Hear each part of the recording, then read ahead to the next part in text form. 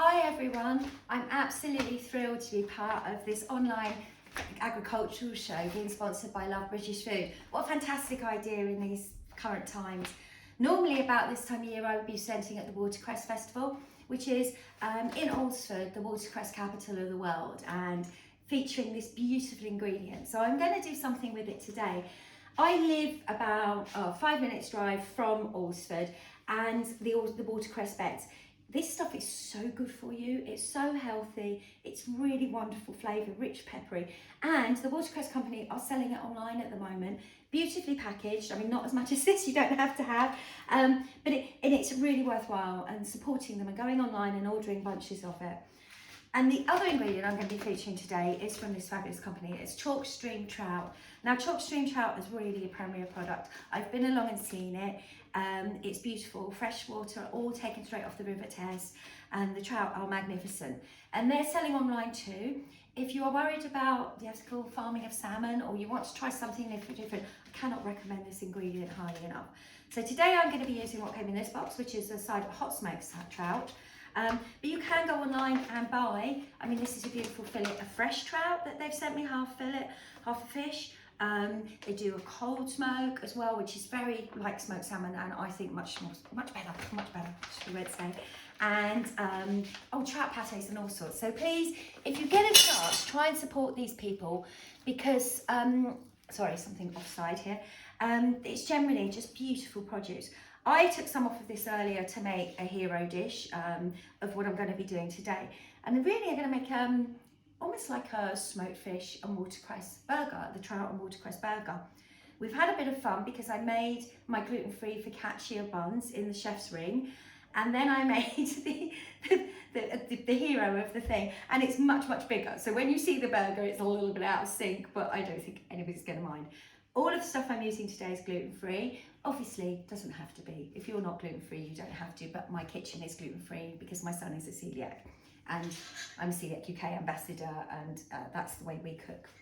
So in here, I've literally put some of the cold mashed potato. Whenever I make mashed potato, I always do a bit extra, and then we put, it could be tin tuna and some sweet corn and some chilli or something in it, make a lovely fish cake. But this one we're going to do a bit more luxurious. So I flaked some of the smoked trout in, and it's probably about 2/3 to 1/3 of paper. And I haven't, just gently flaked it in. I really didn't want to break it up. I want to keep some of that nice fish. I don't want it to go smushy. And hopefully, if you have a look at this, you can see how beautiful this is, and it just flakes so lovely. It's really worth a try. If you love your fish, I think get online and order from them. They're a really fantastic company. Let me just put that out of the way and quickly wipe my hands.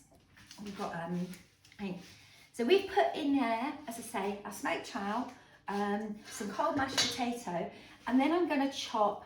I'm going to chop what's probably about 2 big bunches of watercress. I know they're shipping, like all of our British produce and farmers and people at the moment. We really do need to support them. Farmers are having a torrid time. A lot of the stuff that they normally sell into restaurants and hotels is just not being able to be, processed. The whole of that market has obviously dropped out. So let's try and support these wonderful people and make sure they're around in the future generations. I'm going to chop this up fine, not finely, just a bit roughly. We don't. And I always use the stalks as well, because I think that's where the massive flavour is. If you don't like, you can pick them out, but it's a bit of a waste really. So a huge, nice big lump of watercress in there too. And then just some shop bought mayonnaise, a couple of tablespoons. I find mayonnaise is a fantastic ingredient in fish cakes, and I always put it in. So we're going to put in 2 nice big spoonfuls of that. And I'm going to use this. I looked at mustards, and this is fantastic. It's the Wasabi company, which are linked to the Watercress company, and it's the only wasabi farm in Europe, and it's based here in the south of England. Fantastic product. And I've got some of their wasabi mustard. If you haven't got wasabi mustard, not many people have it in their home. 1, go online and buy it because it's a gorgeous product. But 2, any mustard will do, just to give that little bit of acidity. Every time I think I've got everything that I need, And I'm just going to put about half a teaspoon in there because it is quite powerful, but it just gives a lovely kick to the dish. So we got that. A little squeeze of lemon. I like acidity and things, and I tend to use lemon almost as much as I use salt and pepper when I'm seasoning. Don't want lots, certainly don't want to overpower it. My nice lemon squeezer, and the lemon's too big to go in. There we go. And I'm going to put in a little bit of salt. Be careful, the fish is salty. It's smoked, it will be salty. And we're just going to mix that through.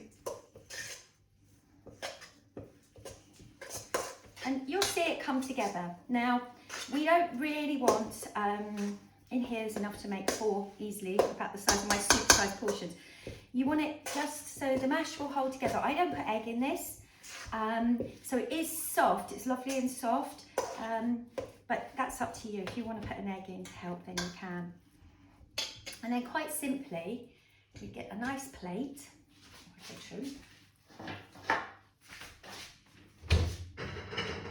Okay, I covered. And we're just going to shape these into nice patty shapes. Now, you can work out how big you want them. These ones were huge that I did earlier. And you don't have to put them in burgers. You can have them just as you would a normal fish cake. I don't know. We just shape them like that, very easily. And we're going to make 4 of those and put them in the fridge for an hour. Give me 2 seconds while I wash my hands.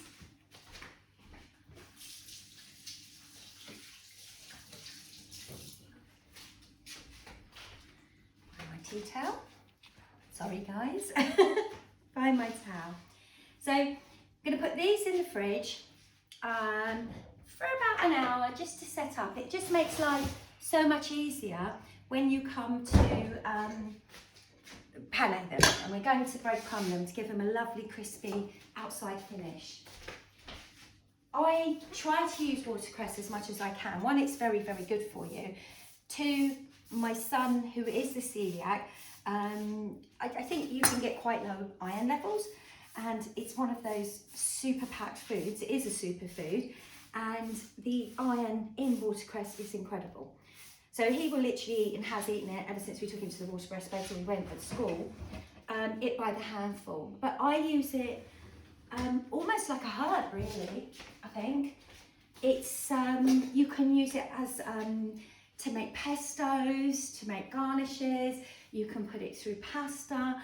If you think how the Italians use rocket, we can use watercress like that. And I personally think it's a better product. Let's see what you think. And the same with the trout. I mean, it's beautiful. It's British, and it's such a fantastic thing. And I was put off trout when I was younger because it always had that distinctly earthy flavour. And I think that as you get older, you realise that these ones with the fast moving streams and everything else, as I've got older, I've realised how much I love it, and I've gone back to eating it. So yeah, I think that's very important. Now, if this had been in the fridge, it would be a lot more set, but we're going to go ahead with it because we're demoing, and I should have made one earlier, and we cooked them, and if I'm honest, they ate one. So that's it. So in here, I'm going to breadcrumb these. Now, I use these gluten-free Mrs. Crimble's ready-to-use breadcrumbs, but at home you can use pan-coloured breadcrumbs or make your own. It's up to you.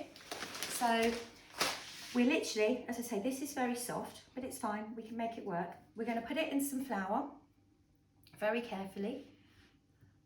And this is just gluten-free plain flour. Any flour will do. And then in the egg, and this is where I will need to wash my hands as well. And then in the breadcrumbs. And you just gently, you know, it's very, very soft, but it's easy to do. If you get the kids involved, they will make a mess. And we're going to repeat because I want that nice and crunchy. So I'm just going to put a bit of flour in the egg again, and then back in the breadcrumbs. Now, you can put these in the fridge overnight, make them earlier in the day, just reshape a little bit with your hand. It's really up to you, or just cook them straight away. And what I've done, I can't show you because my cooker is not next to me, but literally I'm going to shallow fry these off. So I've put about that much oil, so it comes about halfway up the fish cake, in my pan, and gently heated it. You check the oil, excuse me, let me wash my hands. Do that.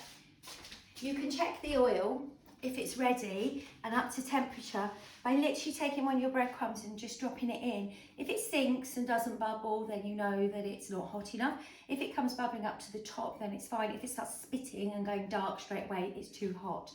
But we're looking for about a 180. If you've got a deep fat fryer, you can put them in there. If, you know, it's up to you. Whatever's easiest. So there's our burgers, so we can put them in. Now I'm going to serve these. All I've done, what's over here? Mess.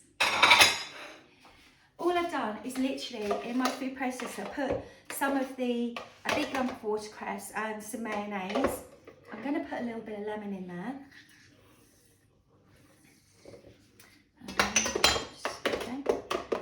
And taste it. We taste by putting it on our hands, and then we don't get our fingers on the food. Oh, it's lovely. I'm going to get my burger bun. And here's one I made earlier, lovely crispy fish cake. And you can see these little focaccia buns, I make them in chef's rings because they're gluten-free. You can use any burger bun, or you know, don't even have to have it if you don't want. We got loads of watercress again.